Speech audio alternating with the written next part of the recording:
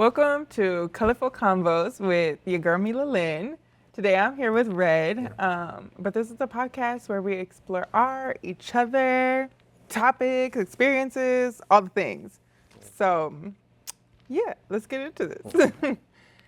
Red, we're gonna draw each other. All right. So Okay. first things first, I'm gonna set a timer for us because you know you like tangents. I like tangents. All right. We're gonna go off on them. Yes. Yeah, we're not gonna do that today. Okay. So let's see. So I'm gonna let you introduce yourself, but I wanted to know, like, what's the funniest or most interesting way that people have described you? Because obviously, Oh yeah. you know, Yeah. you giving people a lot to work with. Honestly, I'm getting them a lot of material to work with. Yeah. I'd say right now what always comes to mind is because I'm on TikTok.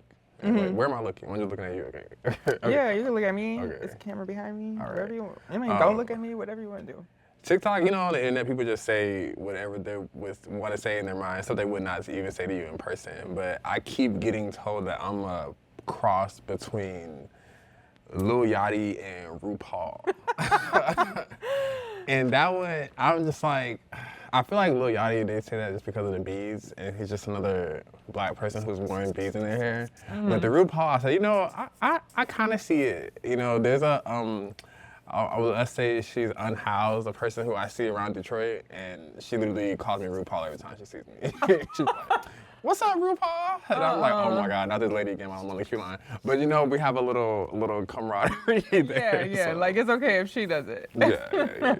That's funny. I think that's the one that I saw, and I was like, you know what, this is funny, but also like, I don't know. Also, I don't really like Lil Yachty's voice. I don't know. That's just a mistake. It's not related, but if something about his voice really pisses me off every time I hear it. It's not. I just feel like I don't know. I'm partial to the voice because I used to listen to a lot of Lil Yachty music, but Oh, yeah? I feel Lil Boat. But I feel like I just feel cuter than Lil Yachty. I'm gonna say it. There, I said it. I'm cuter than Lil Yachty. So Yeah, I would agree. I would agree. The comparison can be thrown me sometimes. Okay, well, cool. Okay, Yeah. so, outside of that, you being a cross between the two, how would you actually describe yourself? Like, tell the people what you do. Who is Red? What is Red? Okay, Aside from so- the color. So Red, I'm a multidisciplinary artist. Meaning, I think I started off just doing a lot of drawing. In college, I moved closer to painting.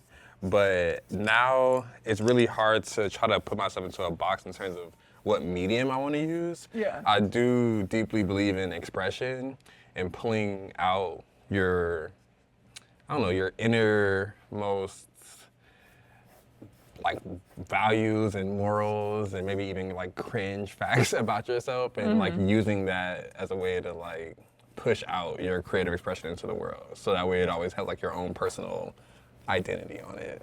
Yeah. That's interesting that you say like, you like lean into the cringe, where most people I feel like want to run from their cringe. Oh yeah, no. Because it's like, I feel like socially, especially growing up to like high school and all that stuff, you kind of learn to try to nip those things away because it like makes you just more presentable to the masses. Yeah. But it doesn't always make you more presentable to the people I think who are going to be most useful for you or have the most impact in your life. Yeah, it's literally like assimilation, right? Everybody gets watered down and then nobody really has anything to fucking offer. So, yeah, okay. Well, we were talking about this off camera, and I feel like we should just ask this because I have people ask me this, like I'm some fucking expert, or because they know that, you know, I deal with all types of people. But for people who are scared, people who be super scared, who don't want to get canceled, can you just tell them, like, what is an appropriate way to ask somebody what their pronouns are? Because I feel like people be super scary, and now it's weird, and you could have just, like, been a normal person and been like, hey, like, so out of respect, like, you know, what's your pronouns? You know, for real. So I think, I like that. I like the way you pose the question. I would say that there's no, well, maybe there are disrespectful ways to do it, but I would say it's mostly just, like, the fact that you're even asking and like letting that be the precedent for getting to know somebody, I think is really good. Like, and not trying to just figure it out based off of how someone looks. like I think a lot of people are trying really hard to just use like context clues to piece things together, and I think it's just like a recipe for failure because you just don't.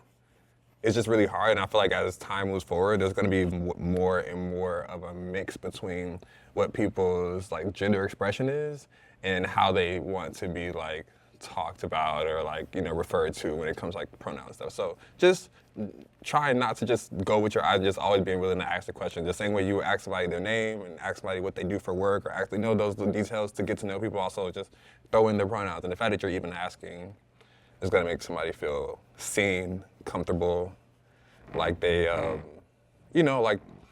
like they have a safe entryway into getting to know you and to like be seen. Yeah, like basically that you're not a fucking dickhead, right? Exactly. Like you just like you give a fuck. Like you're not gonna just like you're trying to engage with the human being that's in front of you. Yeah.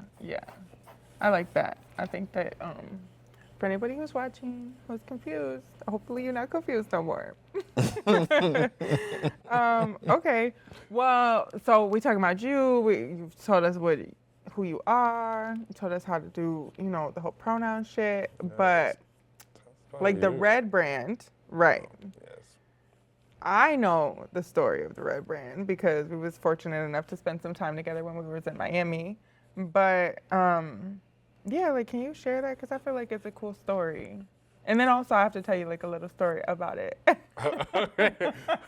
after. But yeah, you gotta let people know like where did the Red brand come from? Why is it important to you? Like what does it mean? Even as you will move about through life, time, space, all those things. For sure. I definitely feel like Red was always there. I just want to say that first and foremost. It's really just a story about one, therapy. If you've been through anything traumatic in your life and you haven't processed it, I'll definitely say go to therapy or just for your mental health in general. But yeah, I had suppressed a lot of shit. Like I had suppressed a lot of things were in this pursuit of trying to be a perfect person. And through therapy, a lot of things were uncovered. A lot of things about like trauma, about me trying to like engineer perfection and curate myself as a way of like safety. And I was able to let go of a lot of these things. And the more I let go of, the more I feel like I was able to piece together a version of me that honestly already existed. Mm-hmm. Like I was kind of already a creative person. My younger brother tells me like he's not surprised by me doing this because I used to always make any character I had red themes. And we used to play Midnight Club. My car would have red lights on the bottom, red rims. Like, and he brought this back to my attention. And it's like you block out so much sometimes when you go through trauma. And so to have some things like kind of come back and to feel like I'm reconnecting with the childhood version of myself, it feels just like where to other people it may seem like I'm taking a hard turn to something that maybe like seemed too niche, but to me it feels right at home because it's something that's always been there since I was a kid. Yeah. And so really just the story of like going through therapy, letting go of like bad habits, bad things that I've learned as like survival or safety, and coming back home to stuff that have always been me. And I used to be into fashion. I stopped because my mom was like, "Oh, this means you're gay, and I don't want you to be gay, and I need you to promise me that you're not going to be gay." And I'm like, you're saying used to, but then I'm like, okay, so we talk about in this time and space that you're speaking about. Because it's like you go through stuff, and it's like when you're a child, I really do believe you know yourself in a way that nobody really wants to give you credit for. Because we deeply believe in like this like deep, like almost punitive ownership over children. Mm-hmm. And I think that if we take the time to just pay attention to them and where they're leaning and the things like the interests that they have, even when they're younger, you'll pick up a lot about their interests. Yeah. And sometimes, like in my situation, parents will see that and use it as a way to try to guide you in the direction that they would prefer you to go. Mm-hmm. And fashion was one of those things for me where like my mom, for her, it was just too gay. Like it was like, oh no, I don't, there's no way I can like, I don't know, support this. I'm not gonna be able to protect you. I'm not gonna try to protect you. I'm not gonna try to like really advocate for this. I'm just gonna like nip it here in the bud. And that's kind of what happened to me. So I leaned into 2D art, paintings, graphic design, stuff like that I thought was more acceptable and I wouldn't clash with, my mom. Like just being like straight up. That's fair. Not not fair, like saying I'm in support of it, but fair of like understanding how the whole development part of it, happened. Yes. But then you had told me that where you kind of came back to like specifically the color red, even though that's always been a part of you, was through working on one of your first solo shows, right? Yes. Okay, so second solo show I did with Urban House Gallery. I had just decided to experiment with color. And this is also very much tied into like me becoming more comfortable with like being gender nonconforming and having a more femme presentation. And so this show was called In Bloom, because I felt like I was blooming, like I was literally in the process of blooming. Yeah. And so I used every color, it was just crazy. I used a lot of florals, a lot of brights, pinks, greens, yellows, but I used like just anything I could think of. I was really bold as opposed to being reserved. And afterwards, I was having a conversation with the gallerist, because I was telling her, like, I think I want to do a deep dive into a specific color. And she was like, well, maybe you should start with red. And it was like, a weird, she was just like, just kind of suggesting it. And I was like, okay, I'm gonna think about it. And then I went to therapy. My therapist was like really deep into chakras. And I remember seeing that like red is like the first like color that you see in like the chakra formation too. And so it felt like very much like a foundation.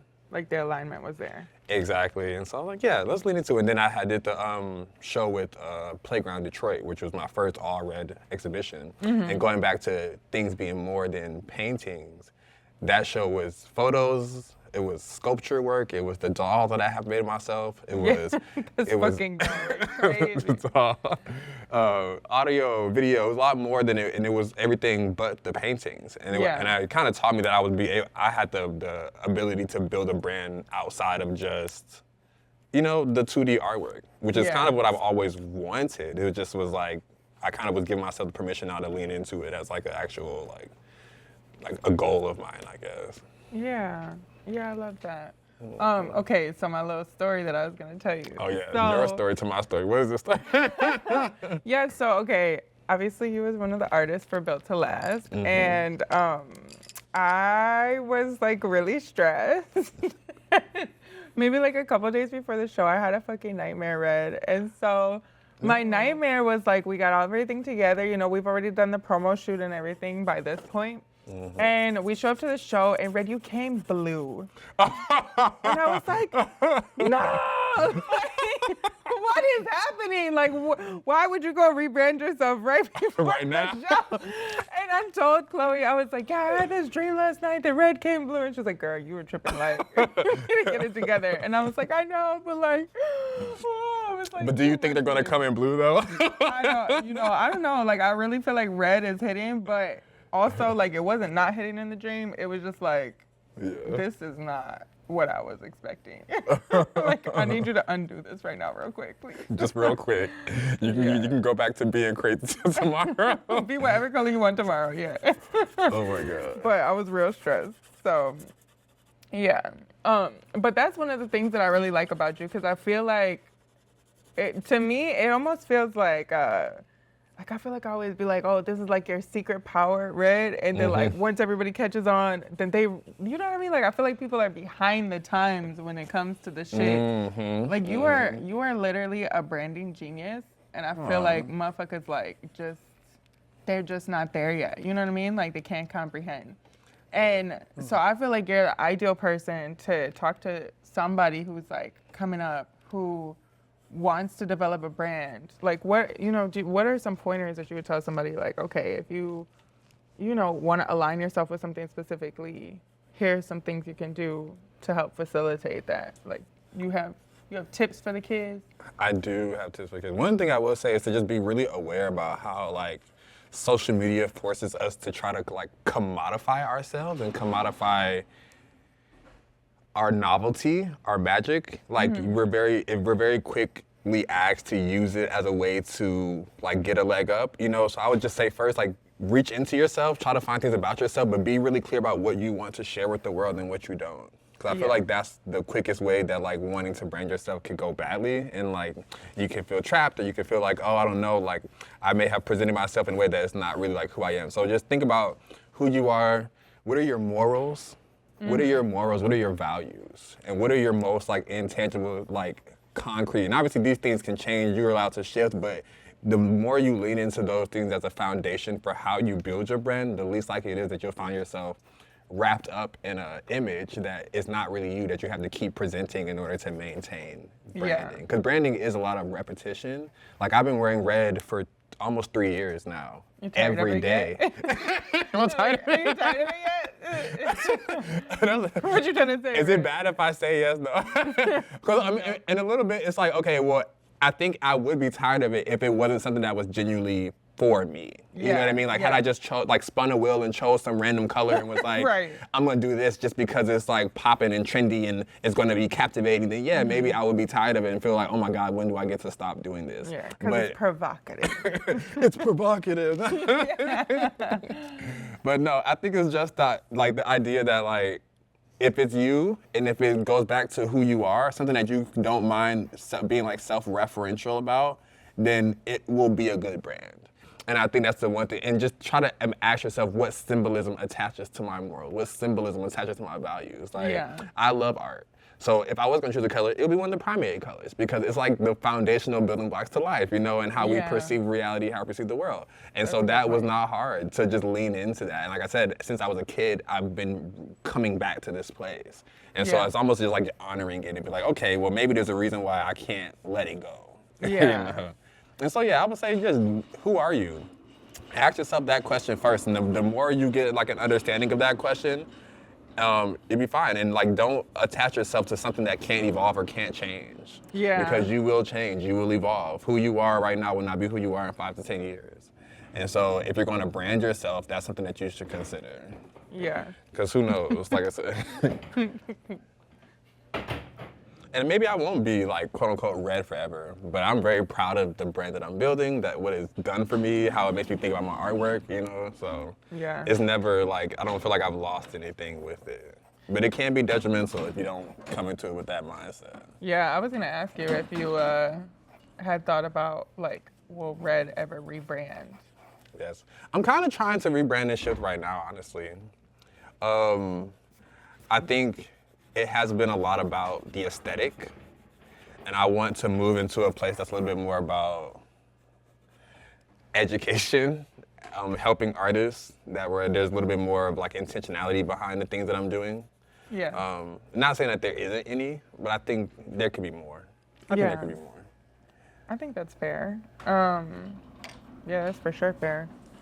I think we're all like kind of coming into the season where it's like, we realize we can't just like be doing things that don't have meaning anymore, especially with all the competition with like AI and I mean really AI, where it's like it has leveled the playing field in some contexts, not all the way, right? But not in the right way. Yeah, even though, no, for sure. But so the meaning has become like that much more important. Like the meaning behind what you do has become that much more important because that's the only thing that really. I mean, not the only thing, but it is a major part of like setting yourself separate from this fucking computer shit. Oh my God, yes. And I'll be real honest. Let me like put this out here for the record.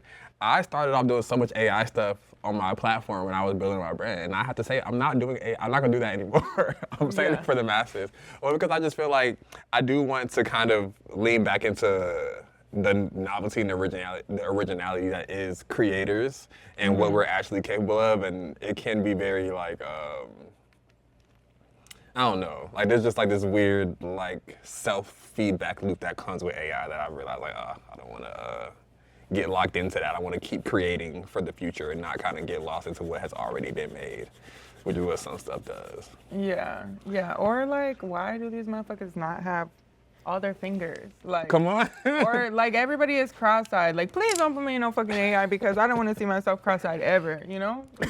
I don't ever want to see that for me. Just like. But funny thing is, it's because, and like I'm glad you brought that part up with the fingers, it's because it's based on us. Like, how many artists do you know are uncomfortable with hands. Like, not saying that like, usually people kind of just get over it and like learn how to do it. But how many artists do you know start off putting hands in pockets, you know, doing weird stuff to avoid having to do the work of drawing hands? I didn't even think about that. And then that ends up being the data that gets used to train the AI. You know what I mean? I didn't even think about that, so, that's a good point. So it's like replicating our own discomfort in a lot of ways, which is why I say I want like, to. no fingers. No. Oh yeah, I don't like drawing fingers. I don't like drawing fingers, which is like really what is happening. Like, it's learning from us in all these ways.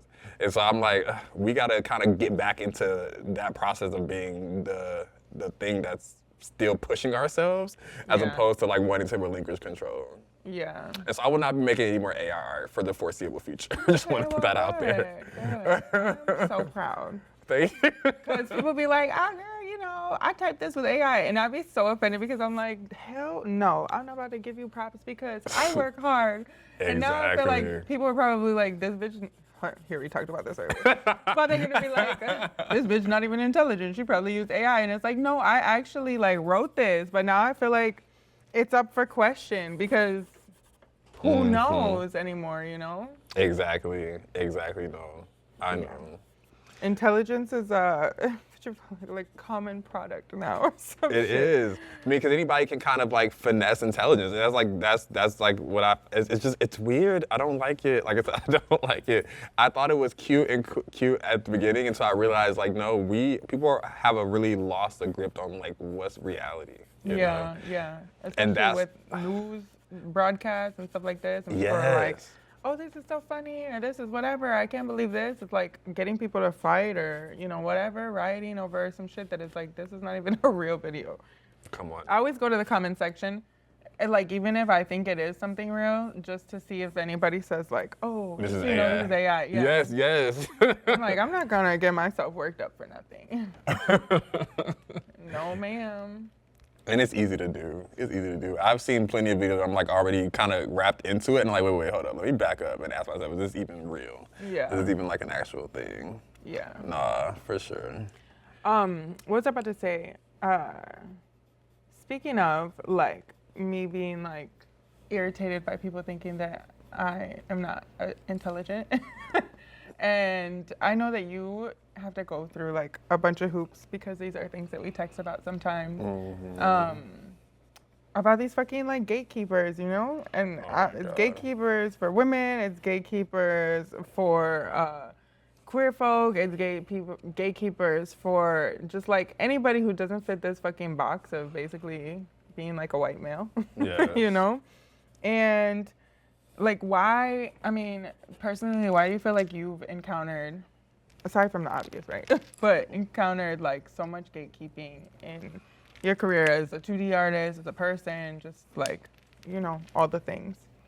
I love this question.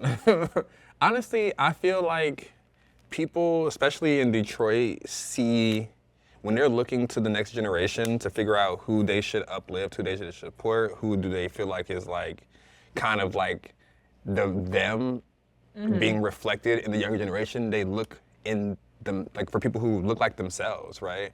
And I feel like this is something we kind of all do naturally, especially if you are represented by a minority group, right? Like, for example, like you're a black woman. I'm sure there are black women who are ahead of you, who are like, who see you, see what you're doing, see the work you're putting in, and like, I want to support you and make sure that you are going to get where you need to go and have less barriers than what I had, right? I think the issue that a lot of people don't notice is that there are no possibility models like that right now in this field who represent the demographic that I represent. Right. And so looking for someone who's queer, looking for someone who's like trans femme presenting, who is like kind of killing it in the game right now in the art field is not really something that I'm seeing. Yeah. And so I don't really get somebody who goes, oh my God, I see what you're doing, let me take you up under my wing and make sure that make sure you're good. But then on top of that, I think there's also sometimes just this like, you have less chances to fuck up because people don't understand you. And it's the same thing that you see happening in other places. Like when you're the only black person in the white space, you don't really get to fuck up. Because the minute you fuck up, it's like, well, that's why you shouldn't really be here. That's why we shouldn't give you a chance to begin with. Yeah, and I find myself experiencing a lot of that where it's like, I don't really get to make mistakes or I lose the little support that I've already been trying to build. And so it's like, I think that what I have come to realize is that I can't really change that. My goal now is not so much to always like try to forge that. I mean, it doesn't exist. There just are no possibility models, but to become a possibility model for a younger generation. Yeah. Because like I think I'm noticing like that's kind of where I exist right now in space and time, not in the space where that's already happened, but in the space where it's still happening for the first time. Yeah. And that's okay. I get to kind of almost be a first in a lot of ways. Because I don't, like I said, I don't see a lot of people like me in the art field, like thriving like that. And I get to kind of like have conversations and challenge the people who I have come into contact as like possibility models because I don't look like them. I don't think that they have wanted to invest the time. And I want to be clear that it's not really like a malicious thing, but I think that people truly look for themselves. Yeah. And so the people who I look up to, like the trans women who I look up to, the people who are really challenging gender norms who I look up to are not really in the art field here in Detroit. Yeah. Their interests are in other places. And so, like I said, Yeah. it's not really like a intentional thing, but Black people are way more varied than we've ever gotten credit for. And so as time moves forward, that's just going to keep happening. We're going to keep seeing just how varied of a people we are and what all of our like interests are. And so I'm being a part of that continuum. Like I'm helping shape that by being like one of something that I don't really see that much. And so yeah. Yeah, that's a good point. I guess I never really thought about that. I mean, obviously, like, I'm kind of like an outsider in that of just thinking like, oh yeah, people want to support, you know, what they're familiar with or what they feel like reflects them. Cause like that goes back to just like business 101. Like people do business with people they know, like, and trust, right? And if you feel like you don't know what the fuck is going on, then it might make it harder to do that. But yeah, that was a good answer. So for the folks that you're paving the way for, because I think there's definitely people who look to you and think you're super dope and are like, okay, let me keep an eye on Red because based on what Red does, like, then I know that I can show up in this space and like be comfortable in who I am too. How do you, you know, when you're met with this sort of energy, like, how do you keep going? You know, we talked about crashing out earlier. Like, I love crashing out, even though people think I got it super together. But let me tell you, I crashed out last night. So I have one on standby waiting for the girls. No. Yeah. I think they're pretty crash outs for the most part. But Yeah. I'm going to talk to my boyfriend and see what he thinks. The real energy. He'll tell you the real tea. He'll tell you the real tea. No. Oh my God. I don't know. I think, like I said, sometimes I feel like I'm in a position where I have to ask myself, is it really worth it for me to like hold on to whatever favor I think I've curried with said person I may be trying to like keep things in? Because basically when you're partnering, when you're doing work in the community, you're constantly trying to like, you know, you're thinking about your reputation, you're being political in a lot of ways. You want to make sure that you're, you know, having a good reputation, but at the same time, you're going to come into contact with people who already, one, may not respect you that much. And again, it goes back to them just not really seeing a lot of success models that look like you. And so they already, and I'm sure as a woman, you experience it all the time, like, oh, I don't want to have to respect you. I don't want to have to listen to you, especially when you're the boss and you're in charge. I don't want to have to do those things. And people they find passive aggressive ways to be disrespectful. I mean, let's just call a spade a spade. People find passive aggressive ways to be disrespectful.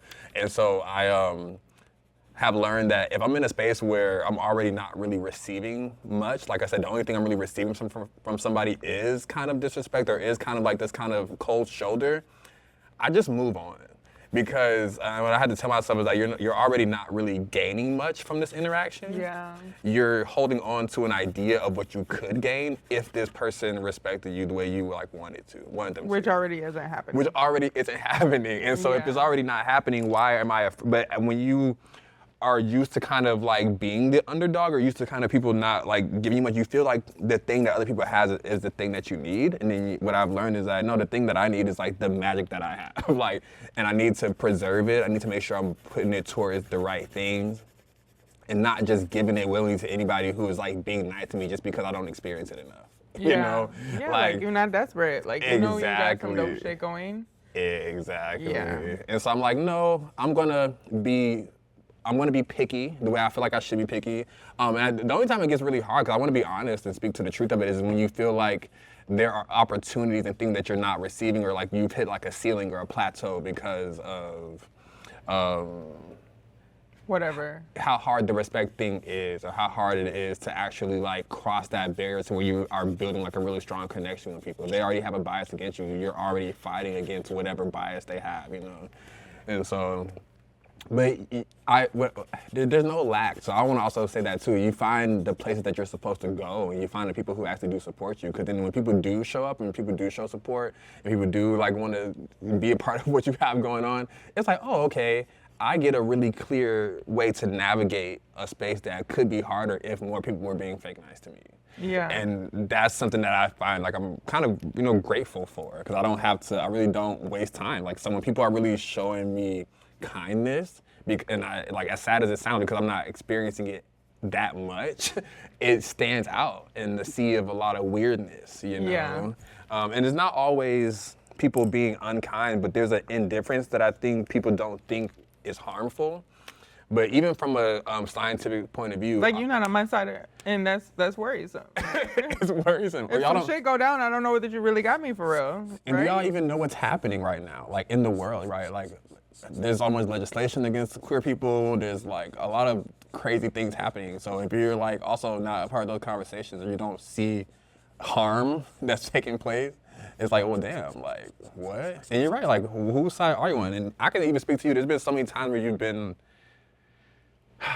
an advocate, because being an advocate is not just being tolerant of people in certain spaces. That's not what being an ally truly is. Being an ally is being willing to stand up and be there. Like, when countries ally each other, they do it because they know that war could happen. Yeah. That's why they're building allyships. Yes, it's for resources, yes, it's to have good foreign policies, but it's also because anything can happen at any time, and we need allies if something pops off. Yeah. And I think that's the part of allyship that a lot of people forget, and that's what makes things so hard, because if people are not treating someone well, if whatever, you should be willing to stand up. And like, we hear, like I said, I hear the same sentiments a lot of times from black women, like, why are we not being protected in the way that we should, right? Because a lot of times people don't advocate the way they say. They say they're an ally, they say they love you, but then when a moment comes and harm is like taking place, people don't stand up. And people don't say you're not willing things. to put your shit on the line. Exactly. Every time, like, I've been in that situation with you, it has like given me a sense of like solace and let me know, okay, maybe some people have an issue, but it's not everybody. Yeah. And because it's not everybody, like, that's why you keep going. Because if it was everybody and nothing could happen and nothing was shaking, no, I wouldn't be, you know, fighting the air or punching the air or just trying to get something going just cause. I want my own sanity. I want to feel good about life. I don't want to feel like I'm always just, you know, fighting a battle. Yeah. And so people like you who kind of have that fighting spirit and are not just trying to gain a certain type of like social clout, you change the dynamics. You literally change the dynamics, because anytime you're dealing with where there's privilege involved and why movement isn't happening, it takes those who have, I would say, slightly more privilege to be able to say, hey, no, I have the ability to speak up on this, so I'm going to speak up on it. Yeah. Where a lot of people choose to be quiet because they don't want to hurt whatever they feel like they got going, because they're already building something, or they feel like, oh, well, my game is moving. The last thing I want to do is be somebody who's too outspoken, because what if I can't make this money that I'm trying to make? Or what if I, you know, and it's like, well, should we really be thinking about that? The whole country is trying to take us out right now. We have to build the coalition where it exists, and, you know, I think people forget that. Yeah, I think I remember the situation, well, one of the situations that you're talking about, and I remember asking you and just feeling like I was stupid after I asked you. I was like, oh, should I say something to them? And I was like, of course I should fucking say something, you know what I mean? Like, that's just fucked up. Like, even if you want to tell me, like, it wasn't intentional or whatever, like, it still happened. It's not like you deleting the thing and re-correcting it. You just said, like, oh, well, sorry. Sorry. So, you know, I was like, well, and then I had to remind myself, it's not like I technically financially benefited from these people. Like, I lifted their name up. I made, you know, some, like, they supported it, but they were not like a financial donor to this. So, like, I'm not bound to them, you know. So it's fuck whatever they talk about, like, for real. And it like I said, it like makes my heart go out, because it just shows that people are trying to reinstitute their own biases and their stuff into this timeline. And it's really up to people to decide whether or not they're gonna let them do that or not. You know what I mean? Like, they're trying to find a way to seem like they're supportive and seem like they're here for the culture and seem like all this stuff, but when in reality, they'll still reinstitute the same biases, the same issues, whatever that they still have. And so when you say something, you at least say, no, I'm paying attention to how you're moving. I'm paying attention to the undercover passive things you may be trying to reinstall because why wouldn't I, you know? And you're right, if I'm not gaining in the way, like, the time of just exposure being payment is over. Yeah, no, for real. You know, and that's how people will act. Well, it's my name, it's a name brand, it's whatever. But it's like, no, maybe we should have higher standards, you know? Yeah. And how are we going to get to a time where anything is different if the standards don't change? Yeah, exactly. Yeah. Well, I know we're getting close to our time, so that shit blew by, per usual. I'm just going to say, let's give ourselves like 2 or 3 more minutes and just finish up. And I'm mostly saying that because you have no real features on here. So, like, See, and you featured up over here, girl. okay, well, beautiful. Like, they're there, but I need to go in there with a little, you know, like a black, bring them out. So, yeah. But while we do that, let's see. What should we talk about? Kind of going off of what we were just talking about, what do you feel like what's some big movements in the past that you feel like art played a major role in? Or even if you want to speak about like this, do you feel like art plays a major role in, you know, people showing up for queer folk? Yes. Or how can it, I guess? When you let it be provocative, when you let it be challenging, when you let it not be something that can be put into a box. Art is the one tool of propaganda that the people, the masses, still have at our disposal, even with it being trying to be taken away from us through AI. It's the one thing that we have that can make people rethink concepts without trying to logic them into it, right? Art paints a picture. It shows people the future and the reality that we want to live in, as opposed to always trying to tell someone or argue someone into it. And so I want artists to lean into that and lean into that, like that is our power. And every movement that have recentered art in that specific way and use it as symbolism to show what we want, what we're about, that has always been, you know, impactful. And so yeah, any movement that uses art that way, that takes it out of the hands of the media who wants to use it to tell us what to think and puts it back into our own hands to use it for producing the reality that we want to live in. Yeah. I think that's a good point. I also think that art communicates something for people to get behind, you know, like without necessarily like scaring people or like it hypes people up. Like I just think about like the Black Panther symbol. Like I know when that Panther dropped, people was like, yo, or even like when, you know, now I feel super dated because like you told me how old you was earlier and I was like, oh girl, but like I watched the Wu-Tang show, you know, about how the Wu-Tang Clan was like formed, and they was talking about like how much of an impact like the W made. Wow. So because people see it and then they know. I'm telling you, that's branding. Real good branding does that. Branding, it just, and people know they have like a repeated feeling that they know they're gonna get when they see it. You know what I mean? Like you tapped into that really well. Yeah. Okay. How's it going over there? It's going great. Yeah. I feel like you're just scribbling. Like I feel like when I'm like, oh Lord. I have been scribbling a lot, not gonna lie to you, but it's like I said, this is like scribble accuracy. Okay, I think you look cute. It's some things going over here. I mean, you look cute naturally, but also in this, also in this, you know, illustration that I got going here. But I think we have to call it red. Okay. I'm ready. Okay. This is how it always goes. These are the competitions. Where you're like, I know. No, I got to. Okay. All right, and sign that bitch too, cause You're right. these are memories. Worth a little money on, okay? No, for real though. Okay, are you ready to see it? I am. Are we taking out the thing? Yeah. Okay. Well, my shit's taped down, so hold on. I gotta stand up. I think I dropped something, but it's okay. Oh my God, I remember I used to use these in art school. Okay. Oh my God. All right, you ready? Oh, I took mine off. Yes, I'm ready. I love this. Hey, look at me! Oh my God. Okay, now I see the scribbles. All right. You I see feel it? the You see energy. it? Okay, well, cool. That eats. That eats. I love it. Yes, I love it. I'm love it, so love it. excited. Okay, all right, perfect. Well, this was another episode of Colorful Conversations with your girl Mila, featuring Red, Yes. and we are this bitch. But if you like it, subscribe, like, follow, all the things. Don't stalk. Not cute. Okay, bye y'all. All right.